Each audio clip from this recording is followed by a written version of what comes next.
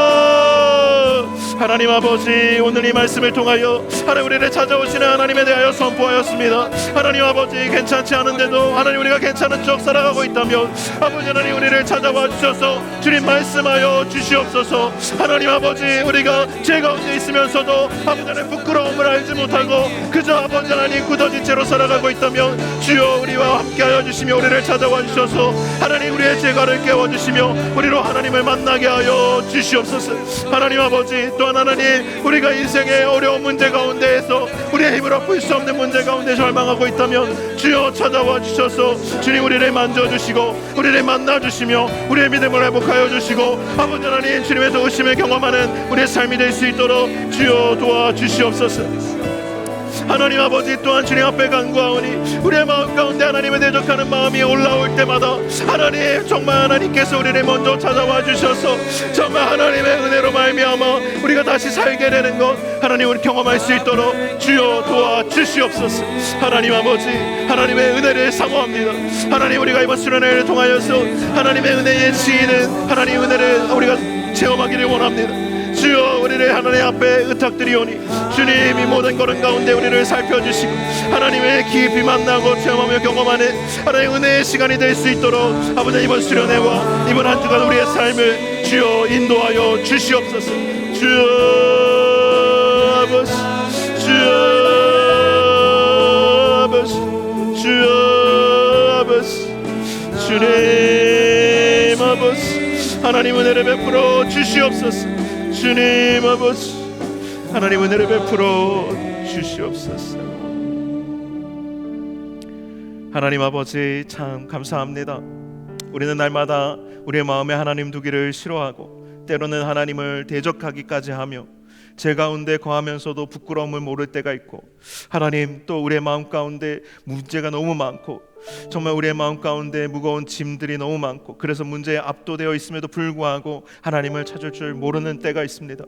하나님, 내가 아브라함과 같고 내가 바울과 같고 내가 다윗과 같음을 고백합니다. 이 믿음의 약함을 주여 책망하지 마시고 하나님 찾아와 주셔서 우리의 믿음을 믿음에서 믿음에 이를 수 있도록 견인하여 주시옵소서. 하나님의 택하심과 부르심을 사모합니다. 우리가 수련회를 통하여 또 한 주간의 삶을 통하여 하나님의 택하심과 부르심에 응답할 수 있도록 인도하여 주시옵소서.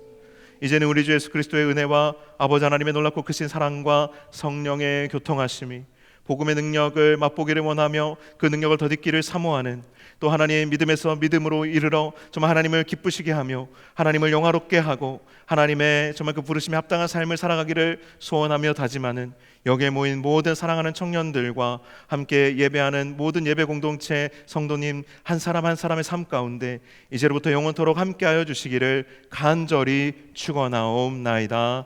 아멘.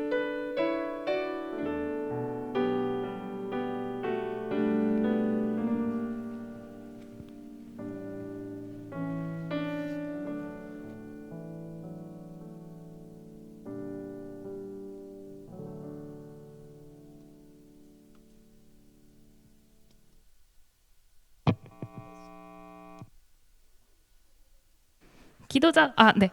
안녕하세요. 자, 저희 빠르게 전달 사항을 전달해 드리도록 할 건데요. 그동안 살짝 분주하셔도 좋으니까 족끼리 모여서 앉아 봅시다. 자, 일단 저희가 옮기면서 들으세요. 자차를 가져오셔서 자차로 이동하시는 분들, 자, 박솔 자매님, 이성경 자매님, 최인호 형제님, 김용화 자매님, 김동찬 형제님, 박하은 자매님, 이원재 형제님, 그 다음에 이혜은 자매님, 윤세호 형제님은 1층 기념관으로 지금 이동하셔서 출발 인원이랑 지금 바로 출발하셔도 상관없거든요. 그래서 출발해 주시면 되고, 방송팀도 지금 바로 이동해야 하기 때문에 정리하고 곧장 내려오시면 되겠습니다. 네, 저희가 생각보다 짐이 매우 많은 상태여서요. 인트로 분들도 자기 짐 식별 한 번씩 구분해 주시고 가시면 좋을 것 같아요. 자, 제가 보이는 앞쪽으로 두 줄에 모든 조가 모여 앉으시면 됩니다.